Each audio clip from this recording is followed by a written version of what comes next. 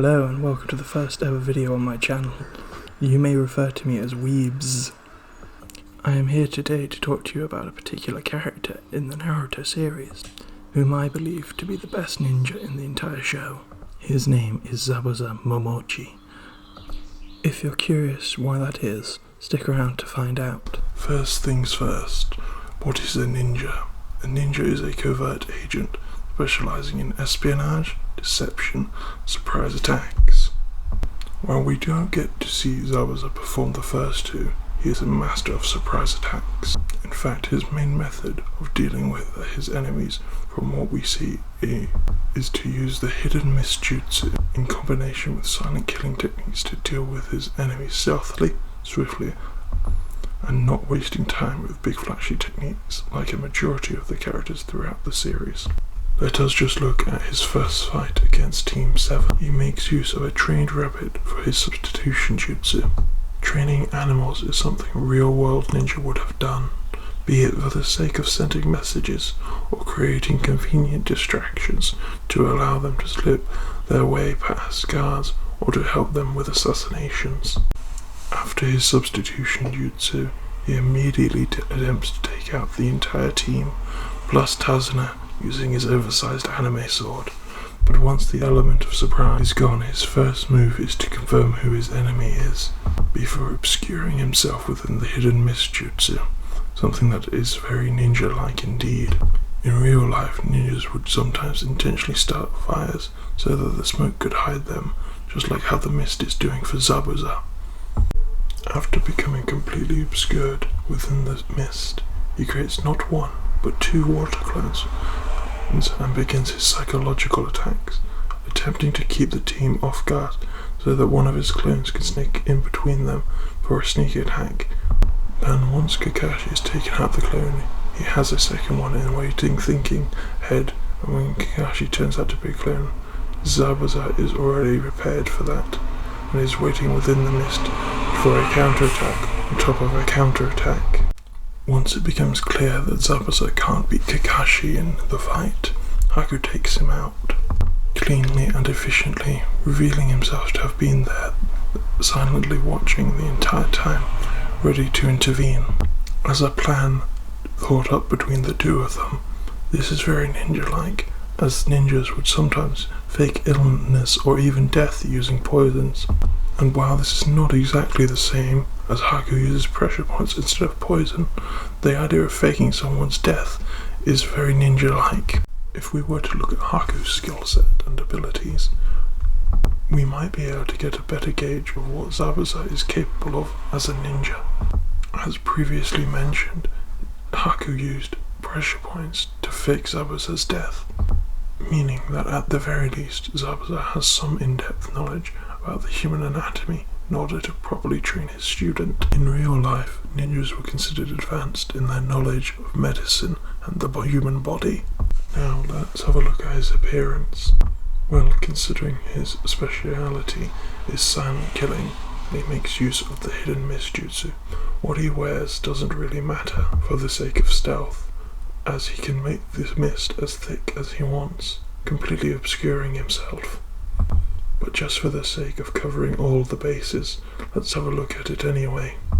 First off, he doesn't have any major bright colours over his body, and his lower face is always covered while he's on missions or out in the wild.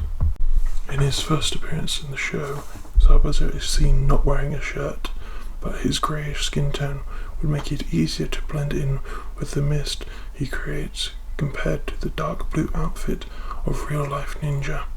His trousers are a pale colour, which once again blend in well with the mist that he creates. His leg and arm warmers are a mixture of pale, grey and black in a sort of camo style. Not particularly effective on their own, but they don't really detract from his ability to sneak around given his jutsu arsenal. While his outfit isn't a traditional ninja attire, or using their traditional colours, that can be explained by the different circumstances within what conditions they would be sneaking around in. Real life ninja would sneak around at night, where dark blue colours would help them blend in with the night sky.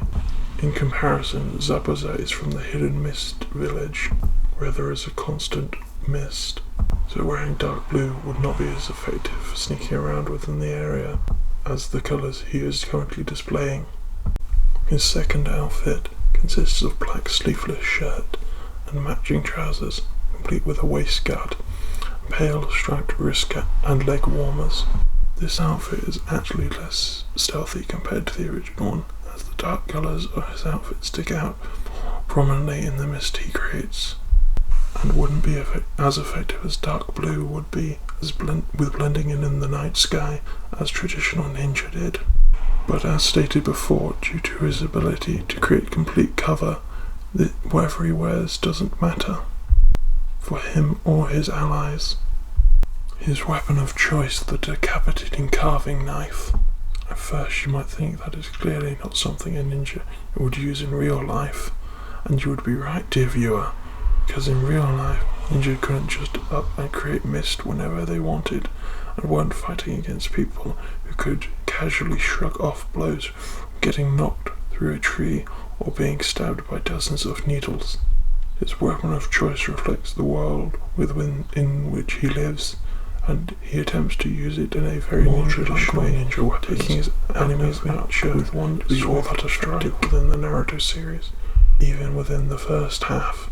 And Zabuza was a Jonin who would have been sent to deal with Jonin level threats, so to guarantee as close to a one-hit KO as possible, he would need a suitably powerful weapon. After all, this is the guy that attempted to assassinate the Mizukage, a Jinchuriki. Do you think something like a regular katana or kunai would have done the job? Certainly the weapon is oversized and wouldn't be practical to be used by regular human beings, but this is an anime and it is far from being the most ridiculous weapon used in the series. Looking at you, Kisame. You too, Killer Bee. Now, just for fun, let's compare Zabuza to some other characters in this series. Let us start with the absolute worst ninja out of the bunch, Deidara. Sure, ninjas are made use of gunpowder and explosives, but what part of creating massive explosions is stealthy? Does he even know what a ninja is? Deidara's main form of attack are overly artistic creations that make big eye-catching and loud explosions. This is made so much worse by the fact that if he wanted to, he could be an ultra-effective assassin. If he toned down his explosions and actually thought about using his creations as a way of stealthily taking out his enemies, such as creating mini spider bombs to sneak up on his enemies and attach themselves before creating small but lethal explosions to kill them. The next person I want to talk about is the god of Shinobi himself, Hashirama Senju. I know, he's called the god of Shinobi, so how can he be a bad ninja? He isn't, or at least he wasn't in part 1. Sure, he could create trees from nothing, but they serve the purpose of giving him cover or binding his enemies. Not the stealthiest move, depending on the location, but using correctly, it could hide his movements similar to the hidden mist technique, but not quite as effectively. Then there's his genjutsu. Take away the third Hokage's ability to see. Once again, a clever and ninja-like move. But once we get to part 2, all of that goes down the drain with how ridiculous things get. And oh boy do they get ridiculous. But I'll only state one of them, just for the sake of brevity. His giant 1,000-armed Buddha statue. What part of that is stealthy? What part of that is even remotely ninja-like?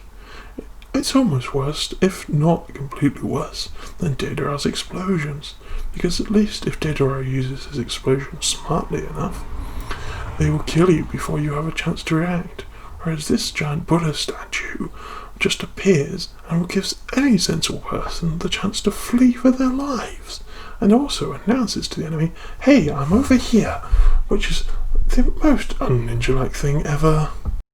And don't get me wrong, I understand why the series moved away from stealth-based battles towards flashier, over-the-top fights between godly beings. It's a shonen, and stealthy assassinations and one-hit kills aren't going to keep a lot of people invested without effort being put into the planning stages.